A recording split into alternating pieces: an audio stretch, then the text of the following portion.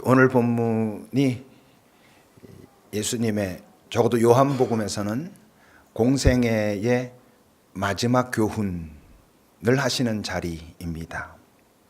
오늘 말씀이 끝나고 나면 이제 17장이고 17장은 예수님의 기도입니다. 예수님의 기도가 끝나면 그 다음엔 예수님이 겟세마네 쪽으로 가시고 그곳에서 이제 잡히시지요. 잡히시고 나면 이제 본격적인 예수의 순환이 시작됩니다. 예수의 순환을 다른 각도로 생각해 본다면 지금까지는 예수님이 주도적으로 당신의 의도를 가지고 가르치고 행동하고 이러셨다면 예수 순환의 다른 의미는 자기를 이 세상의 질서와 힘에 그냥 내어 맡기는 그냥 그런 시간이라고 말할 수 있습니다.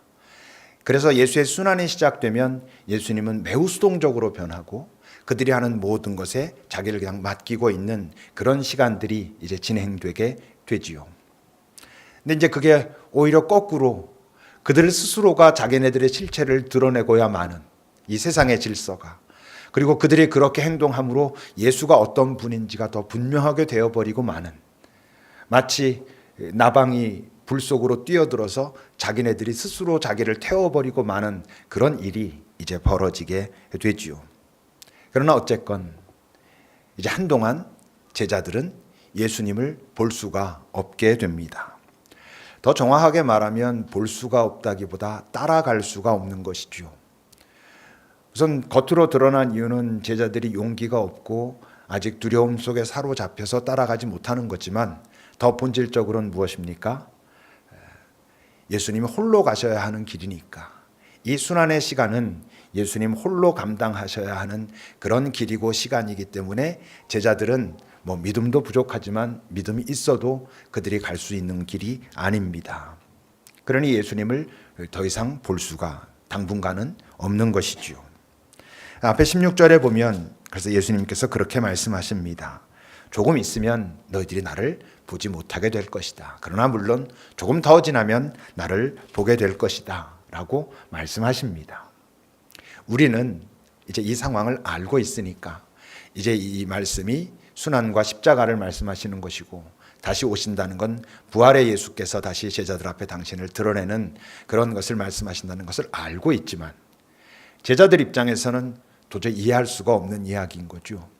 지난 3년 동안 그렇게 계속 같이 계셨는데 갑자기 이제부터 너희들이 나를 볼 수 없을 것이다 라고 말씀하시니까, 그리고 또 조금 있으면 다시 나를 보게 될 것이다 그러니까 이분이 잠시 동안 어디를 다녀오신다는 이야기인가 뭔가 이러는 이제 그런 근심 속에 사로잡힙니다. 불안하고 이제 두려운 것이지요. 그래서 22절에 주님은 이렇게 말씀하십니다. 같이 읽어봅시다. 22절입니다. 시작.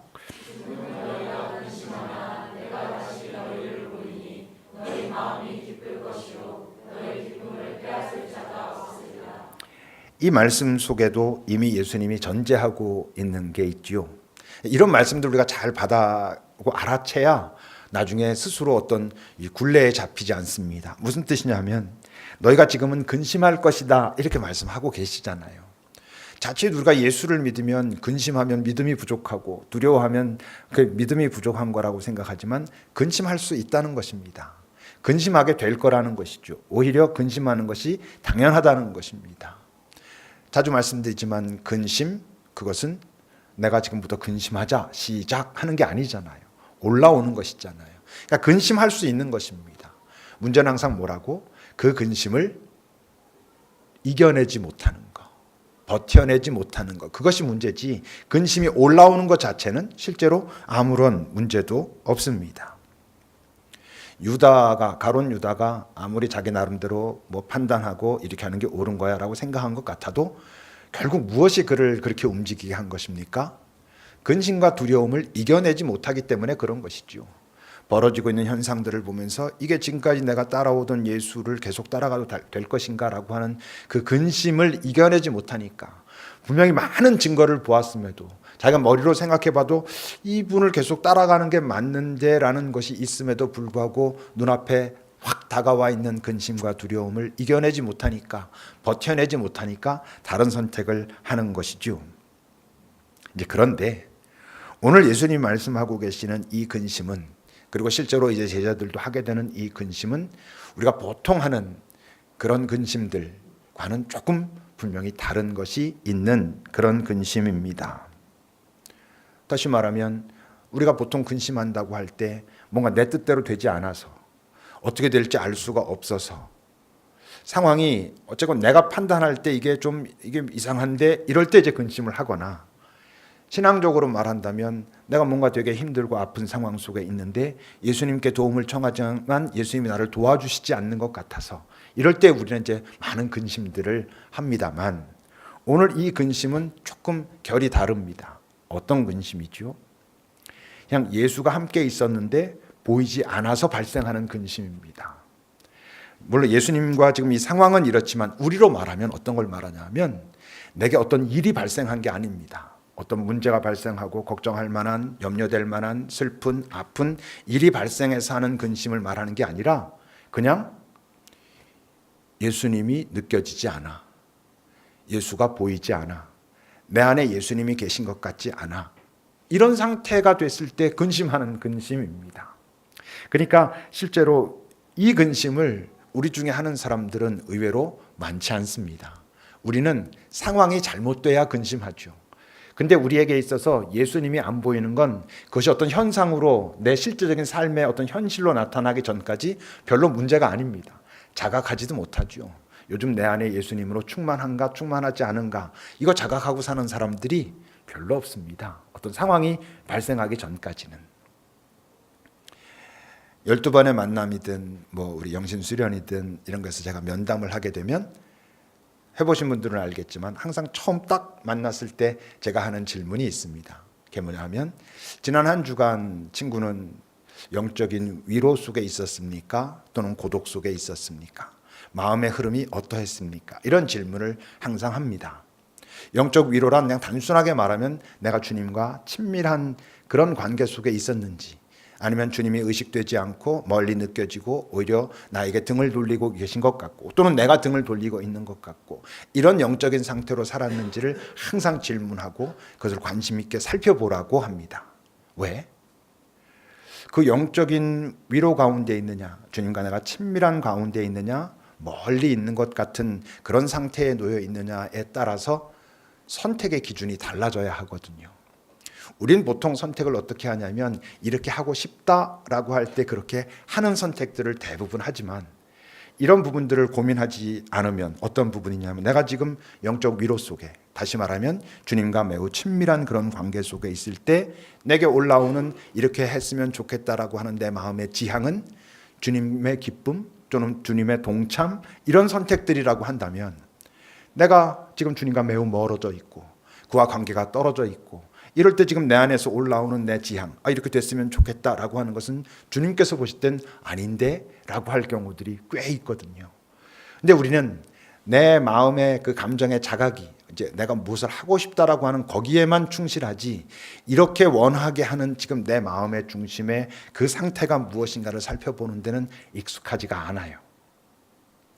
그러니까 이제 우린 많은 선택의 실수를 합니다. 내가 매우 어떤 것을 원했고 원했던 그것들이 됐는데 그것이 실제로 내 평화와 내 안정감, 여기에 도움이 되지 않는 경험들을 우리는 하게 되는 것이죠. 그 근심이 왜 중요하냐 하면, 그런 근심하는 준비가 왜 필요하냐 하면, 말을 바꾸면 내가 지금 주님과 가까이 있는가? 내가 지금 주님이 보이는가? 주님이 내 안에 충만한가? 이런 것들을 확인하는 작업이 왜 필요하냐면, 그리고 안 계실 때 나 요즘 주님과 매우 멀어져 있구나, 이런 것들을 자각하는 게 왜 중요하냐 하면, 그걸 자각하는 사람들만 주님이 내 안에 충만하구나라는 것도 자각할 수 있기 때문에 그렇습니다. 그들이 그 기쁨을 경험할 수 있기 때문에 그렇습니다. 22절을 여러분 다시 보세요. 지금은 너희가 앞으로 당분간 근심하게 될 것이다. 왜? 내가 너희 눈에 보이지 않을 것이거든. 내가 패배하는 것처럼 보일 수도 있고 내가 너희와 함께 있지 않는 것으로 보일 수 있거든. 그러니까 너희들은 근심할 거야. 그런데 내가 다시 너희에게 나타날 것이다. 너희에게 나를 보일 것이다. 어떤 나? 이때 예수는 부활의 예수, 그 부활의 예수가 내가 너에게 올 것이다 라고 말씀하시는 거예요. 그때 너희들이 어떤 기쁨을 경험하게 될 거라는 거죠. 그러니까 이 기쁨도 우리가 이 세상에서 보통 말할 때 기뻐라는 건 내가 원하는 어떤 것이 됐을 때, 다시 말해서 이 세상에서 말하는 근심의 반대편, 다행이야, 잘 됐어, 성공했어, 성취했어, 갖게 됐어, 이런 기쁨과 또 다른 기쁨이 있죠. 어떤 기쁨? 그냥 예수 자체로 인한 기쁨. 이분이 지금 내 안에 충만하시구나, 나와 함께 하고 계시는구나, 부활의 예수가 지금 내 안에 나를 사랑하며 당신의 생명을 나에게 분여하시며 계시는구나, 이런. 그러니까 이 기쁨은 조금 이 세상이 말하는 기쁨과는 좀 다른 것이죠.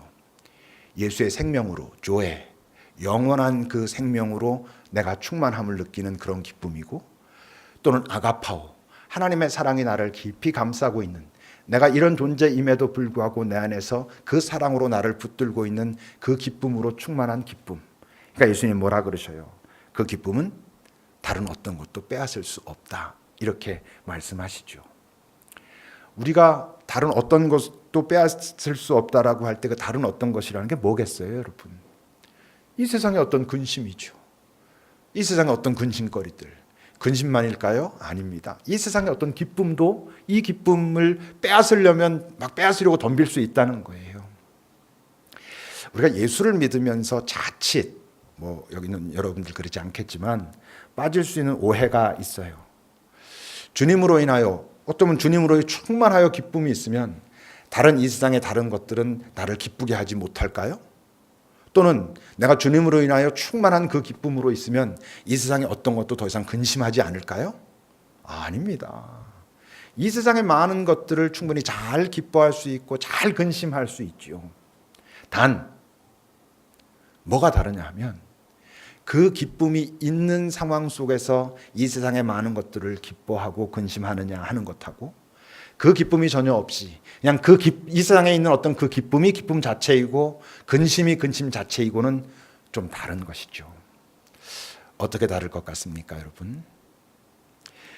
주님으로 인한 그 기쁨이 충만하면, 꽤 있다면, 다른 말로 하면 영원한 생명을 내가 경험하고 있다면, 주님의 사랑을 내가 분명히 경험하고 있다면, 이 세상에서 우리가 경험하는 소중한 많은 기쁨들, 그 이 세상에서 우리가 경험하는 분명히 의미가 있는 어떤 근심들, 그것들이 절대적이진 않아요.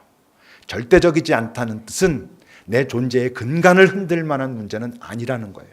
아무것도 아니어서? 아니, 충분히 중요한 문제지만 내 존재의 근간이 흔들리진 않아요. 근데 여러분, 내 존재의 근간은 흔들리지 않기 때문에 어떻게 되는 줄 알아요? 잘 기뻐해요. 잘 근심할 수 있어요. 그것이 기뻐할 그 분량만큼, 정말 그 실체만큼 우린 잘 기뻐할 수 있고, 근심할 만큼 잘 근심할 수 있어요. 우리가 이 땅에서의 문제는 뭐냐 하면 근심거리가 있는 게 문제가 아니고요, 그 근심거리를 오버해서 근심하거나 그 근심거리를 피하다가 오히려 다른 문제를 발생하거나 그래서 문제인 거예요.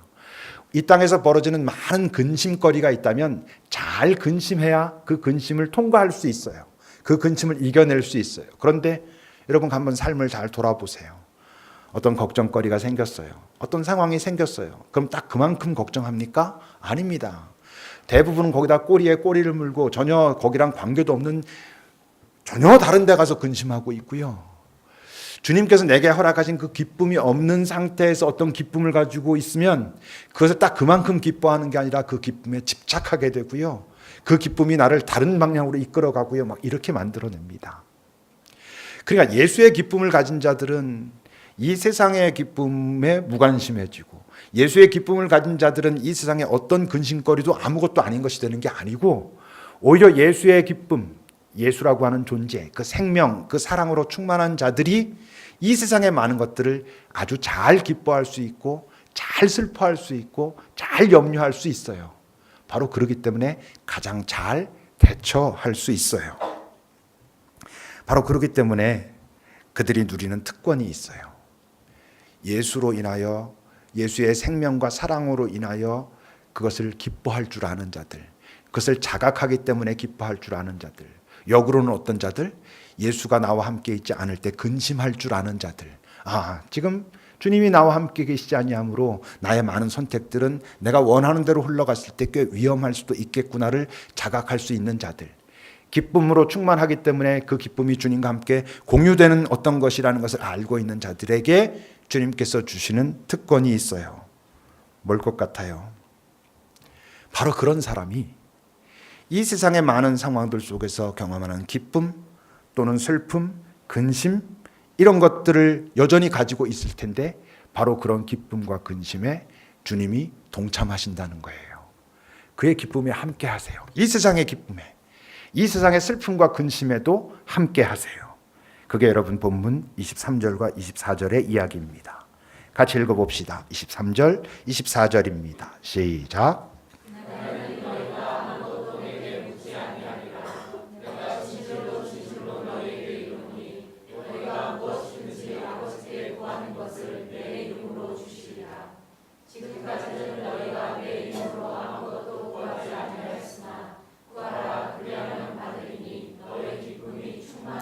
이들은 누구예요? 지금 누구를 전제하고 주님께서 말씀하세요? 부활의 예수를 경험한 기쁨으로 충만한 자들에게 말씀하시는 거예요. 너희들이 이 세상에서 무언가 구할 게 생길 것이다 라고 말씀하세요. 왜 구할 게 생겨요? 예수로 인하여 충만해서 그걸로 다 됐으면, 그걸로 충분하면 뭘 구하겠어요? 구할 게 생긴다는 건 이 세상을 살다 보면 뭔가 근심거리가 있을 수 있다는 것이죠. 그 근심거리가 내 문제건 내가 사랑하는 아니면 누군가의 문제건 근심거리가 있을 수 있다는 거예요. 그것을 가지고 네가 구할 때 아버지께서 들어주신다는 것은 내 근심거리에 함께 하시겠다는 거예요. 주님으로 인하여 기뻐요. 기뻐도 이 세상에 즐거움들이 있어요. 잘 누릴 수 있어요. 그곳에 주님께서 함께 하시겠다는 거예요. 그러니까 여러분 어떻게 달라요? 그 기쁨이 내 안에 있기 때문에 이 세상의 근심거리에 내가 그것 때문에 아파하고 힘들어하며 주께 구할 때 주님께서 그 자리에 함께 하심을 알아요. 그러니까 그것 때문에 많이 힘들어할 수는 있을지언정 절망하거나 포기하거나 비굴해지진 않아요. 거기에 영원한 생명이신 그분이 인간의 감정에 따라 흔들리는 그런 사랑이 아니라 흔들리지 않는 신실한 사랑을 갖고 있는 그 아가파오의 주님이 지금 이 자리에 함께 하고 계시다는 걸 알기 때문에 힘들지만 이 힘든 것 때문에 내 존재가 망하지는 않을 거라는 걸 알아요. 그러니까 포기하지 않아요. 좌절하지 않아요. 비굴하지 않고 타협하지 않을 수 있어요. 거짓과 결국은 버텨내요. 이겨내요. 기쁨도 마찬가지예요. 그 기쁨에 주님이 함께 하고 계신다는 걸 알아요. 그러니까 교만할 수가 없어요. 내 이기심만 채울 수가 없어요. 그래서 예수의 기쁨으로 충만한 자들의 이 세상의 어떤 기쁨은 나에게만 머물지 않아요. 그것은 더불어 기뻐하는 거예요. 이 세상의 기쁨만 가진 사람의 그 기쁨의 특징이 있어요, 여러분. 그 기쁨 때문에 누군가 울고 있어야 돼요. 많이. 여러분 잘 생각해 보세요. 이 세상에서 왜 기뻐하는 줄 알아요? 슬프게도 누군가 울고 있어서 기쁜 거예요. 다 기쁠 땐 너무나 평범하고 그건 나에게 자극을 주지 못해요. 이 세상의 많은 기쁨은, 이 세상의 많은 성취는 누군가 뭔가 좀 덜 갖고 누가 슬퍼하고 누가 눈물을 흘리고 있어서 기뻐하는 기쁨들이 이 세상에 너무나 많아요. 근데 예수로 인한 그 온전한 사랑으로 인한 기쁨이 있는 사람의 이 세상의 기쁨은 나누어지는 기쁨이에요. 전염되는 기쁨이에요. 더불어 갖게 되는 그런 기쁨이라고요. 왜? 주님이 그 자리에 함께 하시거든. 모든 존재를 사랑하시는 주님의 사랑이 나의 근심에 또는 나의 기쁨에 함께 하시기 때문에 그것은 나를 망치지도 않고 그리고 내 주변에 있는 사람을 슬프게 외롭게 하지도 않아요. 여러분 이게 예수 믿는 자들이 이 땅에서 누려야 될 권세예요. 바로 예수의 기쁨으로 충만한 자들이 슬퍼하는 그 자리에 주님이 함께 하셔요. 그래서 그 슬픔 속에 당신의 사랑을 보이셔요. 예수의 기쁨으로 충만한 그 자들의 기쁨의 현장에 하나님께서 함께 하셔요. 그렇기 때문에 그 기쁨은 나를 교만하게도 이기적으로 만들지도 않아요. 나뿐만 아니라 그 기쁨을 흘러가서 주변을 함께 기뻐하게 만들어요. 우린 그런 존재로 사는 거예요. 그래서 이 사람이 있으면 우린 절망하지 않아도 돼 라고 사람들은 말하기 시작하고 이 사람이 기뻐하는 자리에 내가 가도 나는 소외되지 않아 라고 세상은 믿기 시작해요. 그걸 보면서 내 안에 계신 하나님을 세상이 보기 시작한다는 거예요. 문제는 뭐? 우리가 그런 권세를 잘 누리지 못해요. 왜? 내 안에 그냥 예수 자체로 인한 기쁨이 잘 없기 때문이에요. 또는 예수가 없을 때의 근심이 자각되지 않기 때문이에요. 언제 우린 근심이 자각돼? 내 일이 뭔가 잘못됐을 때 우린 근심하기 시작하지. 내 안에 예수가 없다는 사실 때문에, 요즘 내가 예수님과 충분한 풍성한 소통을 하고 있지 못하다는 이유 때문에 근심하진 잘 않아요. 그래서 그가 풍성할 때도 우린 잘 자각하지 못하고 사는 것이죠. 그러니 여러분, 그런 슬픔, 그런 기쁨, 그런 근심, 다시 말하면 이 세상에 벌어지고 있는 그 실체만큼 기뻐하고 근심하고 슬퍼하는 걸 이 세상은 좋아하지 않아요. 이 세상의 권세 잡은 자들은 그걸 별로 좋아하지 않아요. 왜? 자기네들의 실체가 탄로나거든. 우리가 또 착각하면 안 되는 게 하나 있어요. 성경은 이 세상의 많은 것들은 풀과 꽃 같다, 오직 하나님의 말씀만 영원하다라고 말하죠. 자칫 오해하기 시작하면 그럼 이 세상에 존재하는 그 많은 풀과 꽃은 그러니까 결국 아무것도 아니구나라고 착각하기 쉬워요. 아니에요. 주께서 말씀하시는 이 세상의 많은 것들은 풀과 꽃 같다라고 할 때 그것들은 소중하다는 뜻이에요. 소중한데 문제는 뭐? 그것들이 영원한 것이라고 믿기 시작하면 문제라는 거예요. 이 세상의 많은 것들은 다 소중해요. 우리가 하고 있는 일, 관계, 많은 것들이 대부분 소중한 것들이에요. 문제는 그것이 절대적인 것이 돼서 그래요. 마치 그것이 영원한 것처럼 되면 문제가 되는 거예요. 그렇게 되면 그게 뭐가 돼? 우상이 돼요. 돈이 왜 나쁜 거겠어요? 이 세상에 벌어지고 있는 많은 일들이 왜 나쁜 거겠어요? 문제는 그것이 절대적인 것이 되면, 그래서 그게 만몬이 되면 그런 문제가 되는 거예요. 세상은 돈의 실체를 정확하게 아는 것을 원치 않아요. 돈에 목숨을 걸기를 바라요. 이 세상에 벌어지고 있는 많은 일들과 관계가 절대적인 것이 되기를 바라요. 근데 예수 기쁨으로 인하여 충만하면, 그 눈이 떠지면 돈의 실체가 무엇인지 보여요. 세상에 살아가고 있는 삶의 여러 관계든 벌어지고 있는 많은 일들의 실체가 보여요. 그러니까 그걸 원치 않아요. 왜냐하면 그걸 알게 되면 그들을 지배할 수가 없거든. 자기네들 마음대로 조정할 수가 없거든. 이 세상에 보이고 있는 풀과 꽃이지만 그것이 마치 영원한 것처럼 믿어줘야 자기네들이 하고 싶은 대로 할 수 있거든요. 그러니까 박해하는 거예요. 예수님이 막판에 오셔가지고 계속해서 너희들이 내 계명을 지켜라 그러실 때마다 뭐라 그러셔요? 그런데 그렇게 살고자 하면 박해가 있을 것이다 라고 말씀하시죠. 박해가 어떤 것이겠어요? 대표적으로 말하면 바로 예수님이 받았던, 처음에 받았던 그 유혹과 마지막에 받았던 죽음의 문제예요. 예수님이 이 땅에 오셨을 때 그를 처음에 했던 유혹이 뭐예요? 의식주의 문제가 너에게 지금 가장 중요하고 본질적인 문제야 라고 그를 유혹해요. 네가 권세를 가져야 네가 하고 싶은 것들을 제대로 할 수 있고 네 인생이 멋져질 수 있어 라고 유혹하는 거예요. 네가 이런 일을 벌이면서 사람들에게 환호를 받지 않으면 너는 네가 원하는 것을 할 수 없어. 네가 정말 멋진 존재가 된다는 건 사람들의 환호를 받는 거야 라고 유혹한 거예요. 예수님이 그것을 이겨내셨어요. 이길 수 있다는 걸 우리에게 보여주신 거예요. 정확하게 말하면. 그것이 안 되니까 나중엔 그를 죽여요.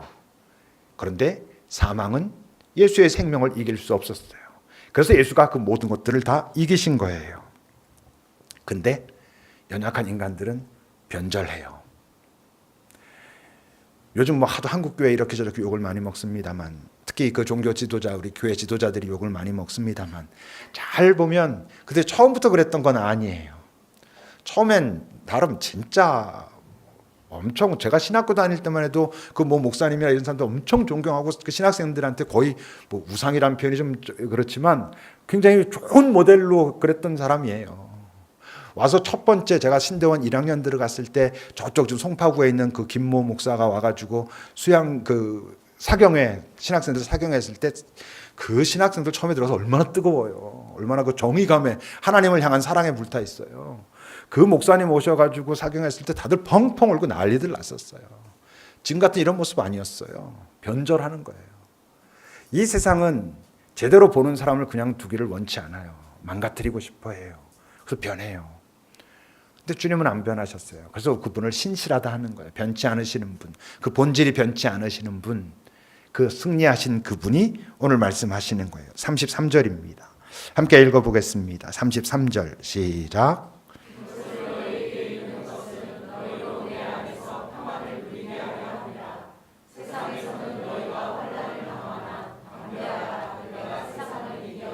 내가 세상을 이겼다.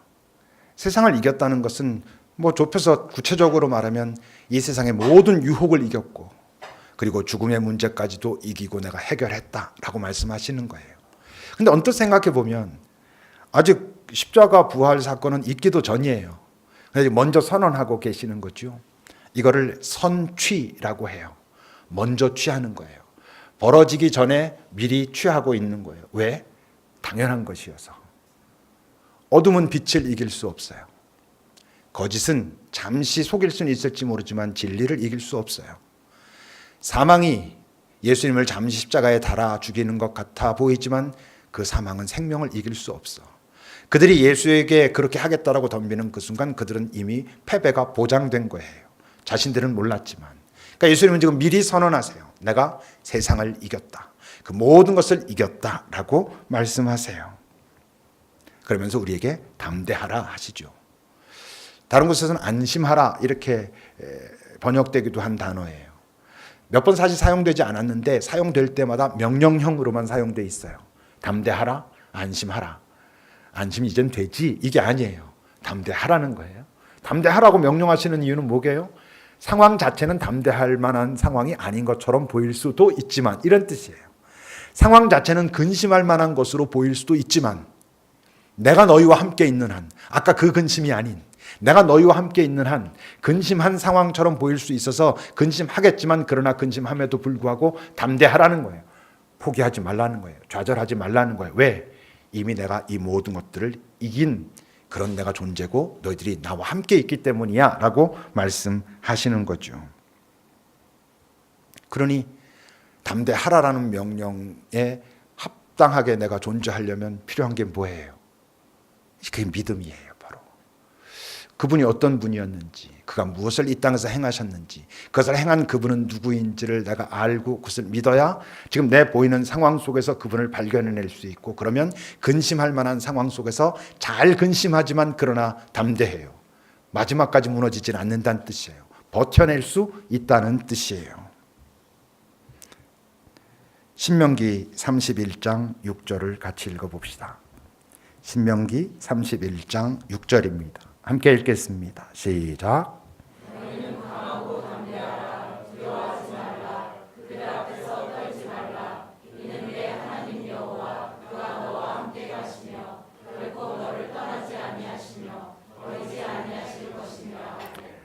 강하고 담대하라. 두려워하지 말고 떨지 말라. 그 뒤에 있는 얘기를 어떻게 할 수 있어야? 믿을 수 있어야. 이분이 지금 나와 함께 하고 계시다는 것을 믿을 수 있어야, 또는 내 안에 계신 주님을 찾을 수 있어야. 겉에 보이는 내 상황 자체는 근심할 만하고 두려워할 만한 상황이지만 내 안에 내 하나님이 계시다는 것을 내가 느낄 수 있으면, 경험할 수 있으면 저 상황이 아무리 저럴지라도 내가 지지 않겠구나. 왜? 이분이 나와 함께 하시니까. 우리가 수십 번 얘기하고 있는 다윗 이야기가 그거예요. 거기 있는 모든 하나님을 안다고 말했던 사람들이 다 골리앗 앞에 덜덜 떨고 있을 때 오직 다윗만 실체를 보는 거예요. 너는 지금 그 큰 창과 뭐 다 들고 나오지만 나는 오직 한 분, 네가 모욕하고 있는 그 여호와 하나님의 이름을 들고 나간다라고 그런 말할 수 있는 거예요. 뭘로? 믿음으로. 그리고 그 믿음이 그로 하여금 이기게 하는 거예요.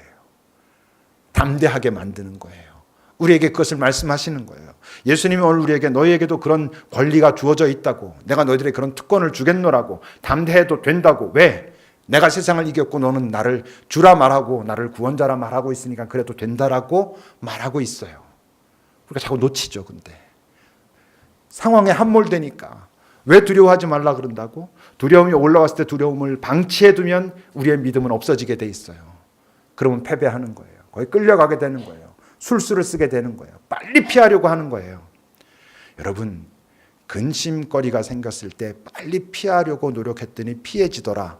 그걸 뭘 근심하겠어요. 그냥 피하면 되지. 왜 우리는 근심하게 되냐면 아는 거예요. 우리도. 왜? 지금 이 순간 내가 어떻게 해도 이걸 피할 수 없다는 걸 아니까 근심하는 거지. 근데 그걸 어떤 수를 써서라도 피하겠다고 그래요. 여러분, 주님과 함께 피하지 않으면 그 피하고 난 자리가 더 나쁜 자리예요. 더 힘들어지는 자리예요. 그걸 경험하고 인정하고 인식하고 그리고 그걸 시도해야 여러분 거기서 평화를 알아요. 예수님 오늘 33절에서 뭐라 그러셨어요? 평화는 어디에 있다? 내 안에 있다. 그러시는 거예요. 특히 환난 때 기억해야 돼요. 환난이 왔을 때 내가 지금 어디로 피할 것인가? 빨리 내 주 예수 그리스도를 찾아야 돼요. 주님, 지금 내가 주님 안에 있습니까? 내가 주님을 발견하기를 원합니다. 라고 그분 안에 머물러 있어야 죽을 것 같아도 죽지 않아요. 근심 좀 돼도 나 근심 주님 되고 있습니다. 그래서 내가 주님을 더 크게 붙들겠습니다. 라고 하고 있어야 여러분 이겨낼 수 있어요. 그걸 놓치면 예수를 헛 믿는 거예요. 그 좋은 예수를 아무것짝에도 쓸모없는 존재로 만들어 버리는 거예요. 너무 억울한 일이잖아요. 그게 우리가 이 땅에서 하나님의 나라를 우리도 선취하는 거예요. 이 땅의 상황은 내 마음대로 내 뜻대로 문제 없는 상태로 흘러가지 않아요. 그런 상황에 놓여 있을 때에도 예수를 기억하고 예수 안에서 평안을 누리게 될 때 이 땅의 그런 상황 속에서도 우리는 하나님의 나라를 경험하는 거고, 그거를 하나님 나라의 선취. 아까 예수님께서 십자가와 부활을 경험하시기 전에 이미 내가 세상을 이겼다라고 선언하시는 것처럼 우리는 이 땅에서도 하나님의 나라를 산다, 하나님 나라의 선취를 선포할 수 있는 거예요. 그런 얘기 많이 들어보셨죠? 하나님의 나라는 이미 왔지만 아직 완성되지 않았다. 그래서 already, not yet 이런 말 하잖아요. 그러니까 그 중간에서 우리는 오신 하나님의 나라, 아직 완성되지 않았지만 오신 하나님의 나라를 먼저 누리고 사는 거예요. 맛보고 사는 거예요. 먼저 하나님의 나라를 맛보는 자들에 의해서 이 세상에 있는 사람들이 하나님의 나라를 조금씩 또 다시 맛보기 시작하는 거예요. 믿으십니까? 정말요? 그런데 여러분 30절부터 우리 보겠습니다. 보면 30절부터 보면 우리가 지금에야 주께서 모든 것을 아시고 또 사람의 물음을 기다리지 않는 줄 알겠습니다. 이로써 하나님께로부터 나오심을 우리가 믿습니다. 그래요. 예수님이 말씀하세요. 이제는 너희가 믿느냐? 그때 예수님이 그러셔요. 근데 잘 봐라. 너희들이 믿는다고 지금 고백하는 고백이 거짓이 아니라는 거 내가 알아. 그런데 조금 지나면 너희들에게 근심할 만한 상황이 다시 발생할 거고, 너희들은 각각 너희들이 보기에 좋은 것을 따라 나를 떠나게 될 거야. 그러시는 거예요. 또 넘어지는 것이죠. 도대체 이런 단계를 몇 번이나 거쳐야 우리의 믿음은 좀 안정적이 될까 생각해 보면 좌절을 해야 되나 말아야 되나 이렇게 고민이 되기도 하지만, 근데 여러분 이 제자들보다 우리가 굳이 점수를 매기자면 좀 더 불리해요. 왜? 이들은 아직 십자가와 부활을 경험하기 전이에요. 이들이 십자가를 경험하고 부활을 경험하고 난 다음엔 꽤 버텨낸 사람들이에요. 자기 목숨이 없어지는 순간까지도 버텨냈던 사람들이에요. 이 제자들은. 사도행전에 보면 그 말씀을 많이 나누잖아요. 종교 지도자들이 죽이겠다라고 그 제자들을 위협할 때 뭐라 그래요? 내가 하나님 앞에서 사람의 말을 듣는 것이 옳은지 너희들이 한번 판단해 보라. 나는 주님과 함께 있을 때 그 보고 들은 모든 것을 말하지 아니할 수 없다. 그래요. 내 안에 지금 조에 영혼의 생명이 있으므로, 그분의 아가파우가 내 안에 충만함으로 너희들이 내 푸시케를 없앨 수 있을지언정 내 존재가 어떤 존재인지 알기 때문에 더 이상 너희들에게 굴복하지 않아. 이미 이 세상을 이기신 내 주 예수 그리스도, 그분이 나의 주님이시므로 내가 너희들에게 굴복하지 않아 라고 말하면서 살았어요. 근데 우리는 잘 아직도 못 그러는 거예요. 잘 보세요. 순환 사건을 다른 각도에서 보면 말입니다. 유일하게 예수님이 먼저 당신의 사람들을 떠난 사건이에요. 제자들이 따라갈 수가 없는 자리였기 때문에 그래요. 예수님이 제자들을 두고 떠난 사건이 순환을 향하여 가는 사건이었어요. 너희들이 지금은 따라올 수 없어. 그랬던 사건이죠. 그렇기 때문에 부활하신 예수님이 당신이 먼저 제자들에게 오신 거예요. 오셔서는 이제 하나님께로 가시면서 내가 가면은 너희들에게 성령을 보낼 것이다. 성령은 너희들과 언제나 함께 있을 것이다. 그렇게 말씀하셨어요. 그러니까 이 사건 이후로 예수님은 한 번도 우리를 먼저 떠나지 않아요. 그러니까 이제 우리는 예수님이 보이지 않는다면 누가 떠났기 때문에? 내가 떠났기 때문이에요. 우린 힘들고 어려우면 그렇게 절규하죠. 주님 왜 나를 떠나셨습니까? 주님 어디 계십니까? 주님은 그렇게 말씀하시지 않아요. 얘야 네가 떠났어. 네가 근심한 가운데 확 사로잡혀가지고 지금 나를 보고 있지 않은 거야. 네가 네 욕심 때문에 지금 나를 떠나 있는 거야, 이 사람아 라고 말씀하시는 거예요. 그러니까 지금 내가 어떤 상황에 있든 어떤 마음이든 주님이 보이지 않으면 내가 돌아서서 주님을 찾아야 돼요. 내가 진심으로 돌아서 찾고자 하면 주님은 보여요. 주님이 보이면 우린 그 안에 평화를 찾아 들어갈 수 있어요. 오늘 주님이 우리에게 말씀하시는 거예요. 담대하라, 내가 세상을 이겼다.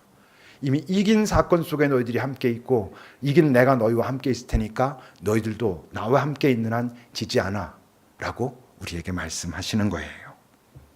기도하겠습니다.